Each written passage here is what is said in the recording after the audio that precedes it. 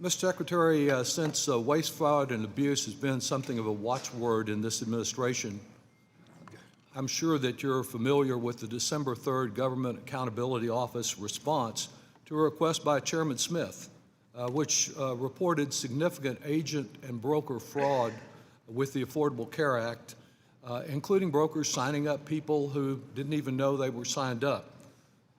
As you're aware, last May, under your authority, CMS fully reinstated all 850 brokers and agents who had been suspended back in 2024 because of suspected ACA fraud. Can you guarantee to our committee today that every one of those suspected brokers and agents was thoroughly investigated and found to be innocent of any fraud, any wrongdoing, or criminal activity? I can tell you. Can you, sir? Yes or no?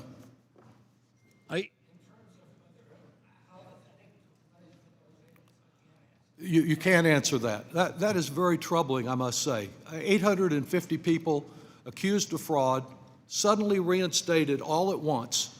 Do you know whether any of these suspected fraudsters who were reinstated so swiftly were subject to any additional oversight under your authority? Have there been guardrails that have been put in place to ensure those 850 agents don't continue to commit fraud? Congressman, I'm a lifelong Democrat, so I was shocked. I don't care your party affiliation. We're all against fraud. I was shocked when I came into this agency. Were you shocked to see that 850 people who were suspended for fraud had been reinstated all at once? I was shocked to learn that President Biden had directed my agency to stop all program integrity activities and focus on enrollment. Taking back my time, sir. And that's what caused the problem that you're talking about. President Biden's administration was the one that suspended 850 suspected fraudsters. Your administration was the one that let them all go back to work.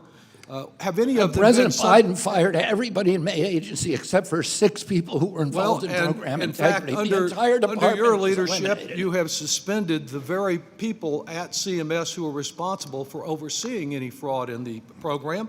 But we've done more to combat fraud than any administration. If you want to filibuster, go to the Senate. But would you please try to answer my question, sir? Have there been any new complaints against these 850 brokers?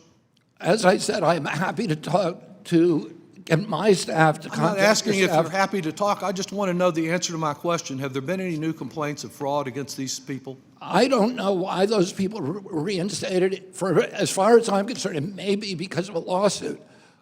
I have to check on that. Well, I wish you would. I can guarantee you there is no administration. Reclaiming my time, sir, as it runs out.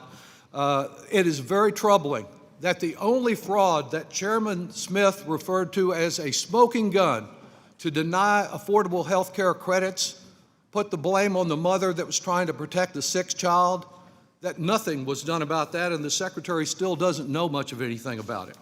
As far as fraud, Paul Wazak is one who had $10 million of wages that he kept, some of to buy a $2 million yacht. His mother contributed to the Trump campaign, and he no longer has to pay $4.4 million or stay in prison. Mr. Secretary, I want to know what role you play in the soft-on-crime approach to healthcare fraudsters.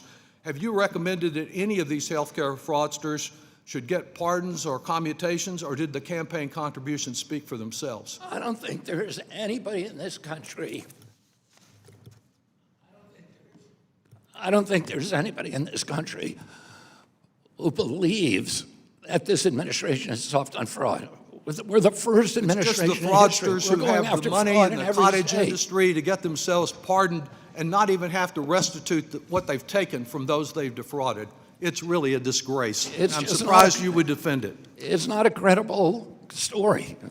It's a fact, sir. It's not a story. It's a fact. Mr. Kelly. More fraudsters pardoned by any president in American history. Your time has expired, Mr. Doggett.